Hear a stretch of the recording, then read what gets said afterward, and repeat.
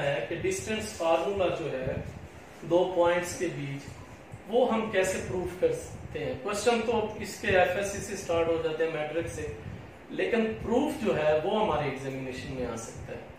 तो उसको आज हमें सीखना है कि डिस्टेंस फार्मूला हम ड्राइव कैसे कर सकते हैं।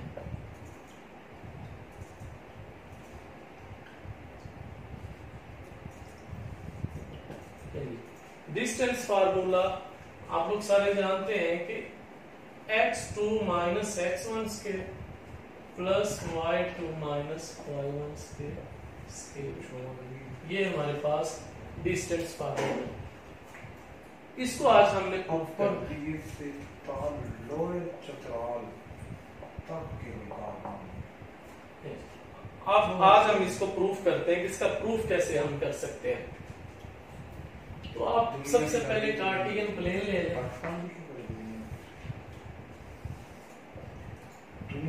इसमें हम दो पॉइंट्स बनाते हैं, दो पॉइंट्स, एक पॉइंट सिलेक्ट कर ले, हमारे पास है P जिसके कोऑर्डिनेट्स हैं x1 y1।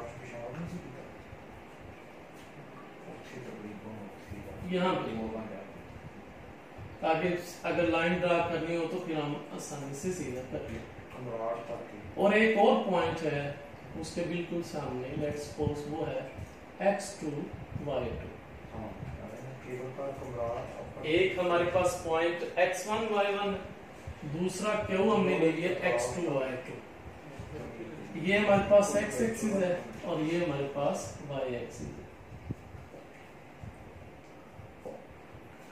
ज्योमेट्रिकली हम देखें इसको हम ड्रा कैसे कर सकते हैं। तो आपको पता है कि ये जो डिस्टेंस होगा इस पॉइंट P से लेके ऑन x एक्सिस, इसको हम y1 करेंगे, और यहां से लेके यहां तक ओरिजिन तक का जो डिस्टेंस है इसको हम x1 करेंगे।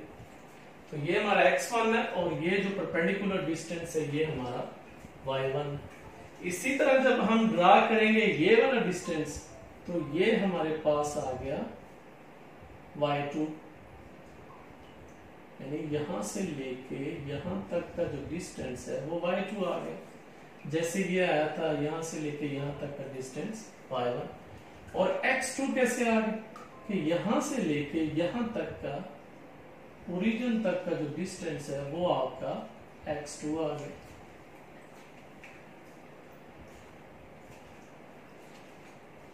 जी, और x2 आ गया, तो अगर यहां से लेके यहां तक का डिस्टेंस x2 है तो इसका मतलब ये है कि यहां से लेके यहां तक का भी डिस्टेंस x2 है।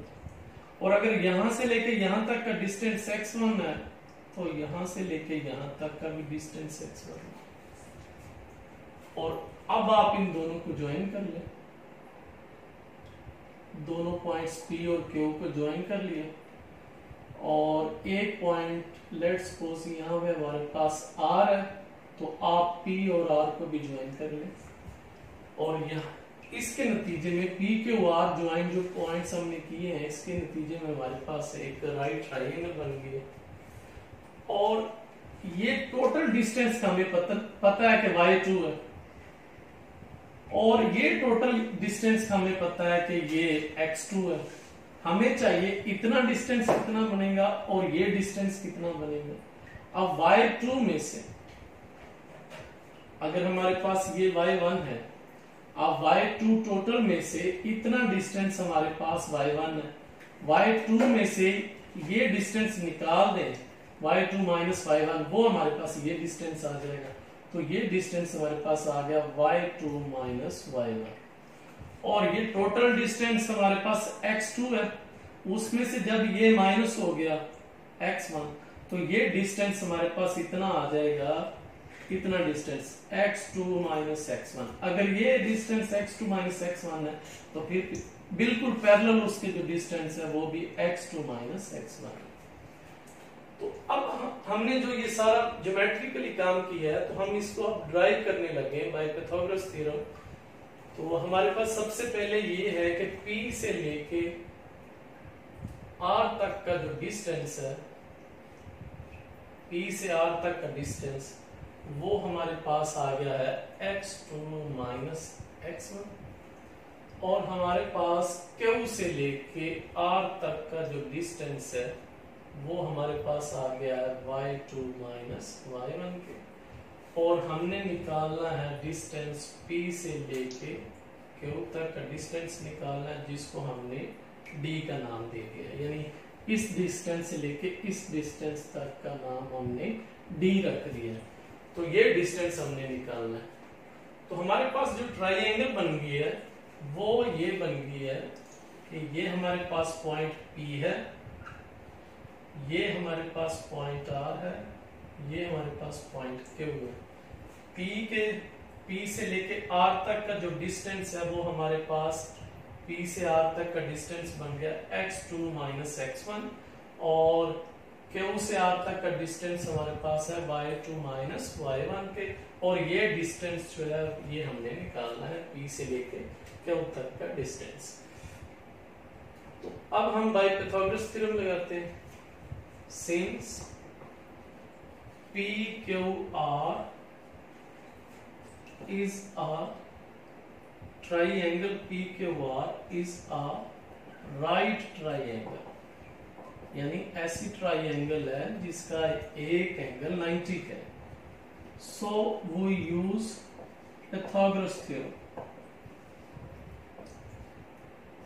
इसीलिए हम इस्तेमाल करेंगे बाय पाइथागोरस थ्योरम से। राइट ट्राइंगल को हम पाइथागोरस थ्योरम से ही अप्लाई करते हैं। तो ये हमारे पास उसकी सबसे पहले ज्योमेट्रिकल फॉर्म थी, फिर हम इसको अब कार्टेशियन कैलकुलेशन इसकी कर रहे हैं। तो by Pythagoras theorem, so we use Pythagoras theorem. Pythagoras theorem is hypotenuse scale is equal to perpendicular scale plus base scale। Hypotenuse आपका ये है P से Q डिस्टेंस, P से Q डिस्टेंस, और परपेंडिकुलर आपका जो डिस्टेंस है वो है Q से R डिस्टेंस, और बेस जो है वो है P से R। तो ये P से Q डिस्टेंस को हमने D का नाम दिया हुआ है, तो D स्क्वायर हो गया। Q से R को हमने y2 माइनस y1 का नाम दिया हुआ, उसका स्क्वायर हो गया, और P से R जो डिस्टेंस है उसको हमने x2 माइनस x1 का नाम दिया हुआ। तो टेकिंग स्क्वायर रूट,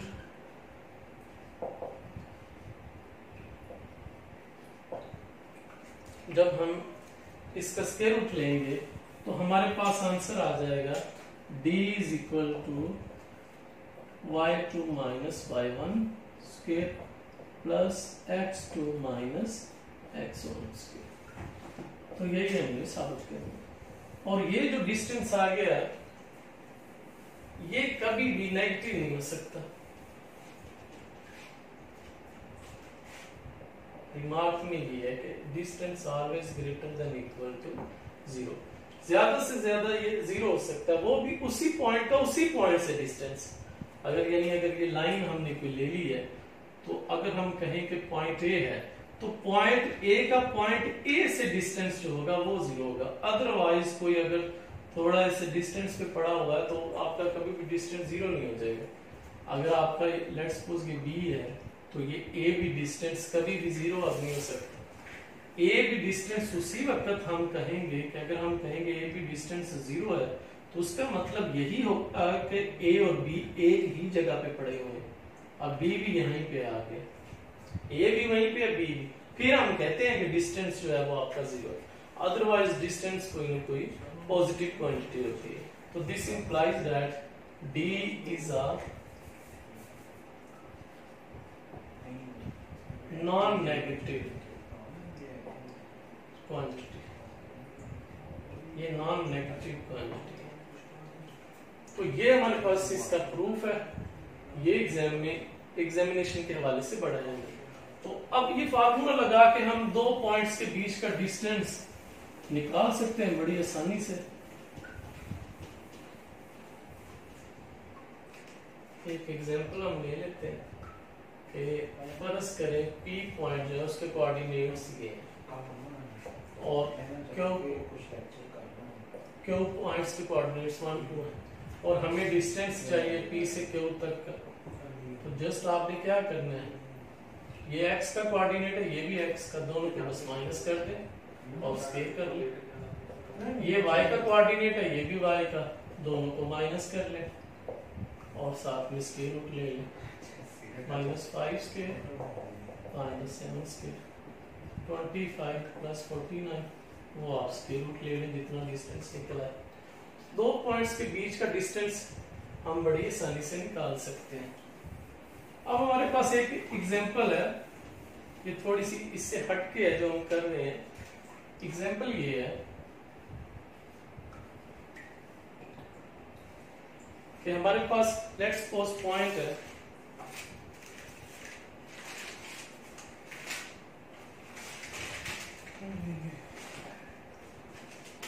दो पॉइंट्स के बीच का वो डिस्टेंस कह रहा है, लेट्स 2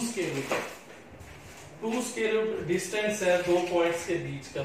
एक पॉइंट उसने हमें दे दिया है, दूसरा पॉइंट वो कहता है कि आप बताएं कि दूसरा पॉइंट क्या होगा।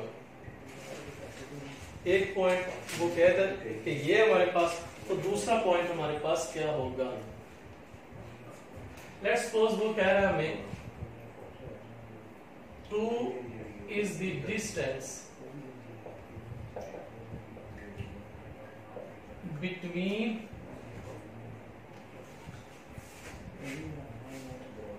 two points.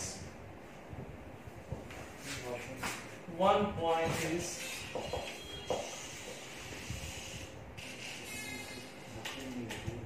-1 -4। लेट्स सपोज इस तरह से बात करें कि हमारे पास वो कह रहा है कि दो पॉइंट्स का डिस्टेंस लें तो वो आता है 2 स्केल रूट। कहते हैं एक पॉइंट उनमें से ये है, बताएं दूसरा पॉइंट क्या होगा। One point is find another point. दूसरा पॉइंट फिर होता है कि जिसका डिस्टेंस इतना आ रहा है। तो हम लेट कर लेते हैं कि वो जो पॉइंट है, दूसरा जो पॉइंट है, let x1 y1 be the other point, वो हमारे पास अदर पॉइंट है।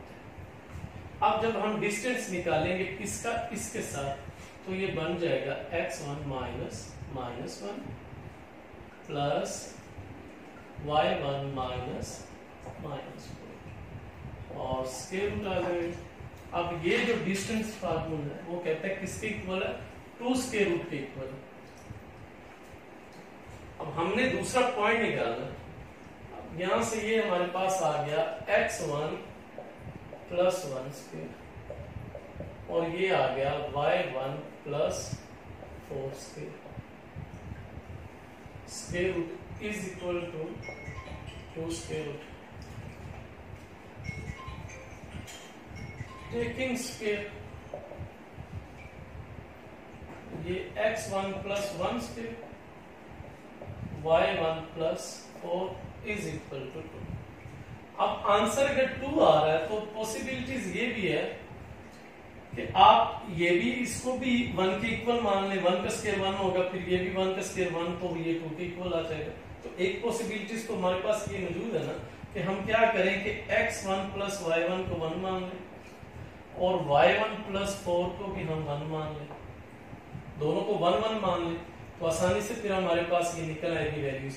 तो x1 यहां से निकल आएगा 0 और y1 यहां से निकल आएगा -3। यानी दूसरा पॉइंट जो हमसे वो कह रहा था, दूसरा कौन सा पॉइंट है कि जो जिसका डिस्टेंस पहले पॉइंट से 2 स्केल रूट निकलता है, तो वो दूसरा पॉइंट जो हमारे पास है, this implies that x1 y1 = 0 -3 is the other point. वो जो दूसरा पॉइंट हमसे डिमांड कर रहा था वो हमारे पास ये पॉइंट है। अब आप इन दोनों पॉइंट्स का डिस्टेंस निकालेंगे तो वो आपके पास 2 स्केल रूट निकलेगा। तो डिस्टेंस फार्मूला में हमने उसका प्रूफ सीखा, उसकी एग्जांपल देखी और एक एग्जांपल हमने ये देखी। आज के लिए हमारे पास इतना ही है, कल फिर हम मजीद इसके लिए टॉपिक लेके आएंगे। आज के लिए अल्लाह हाफिज।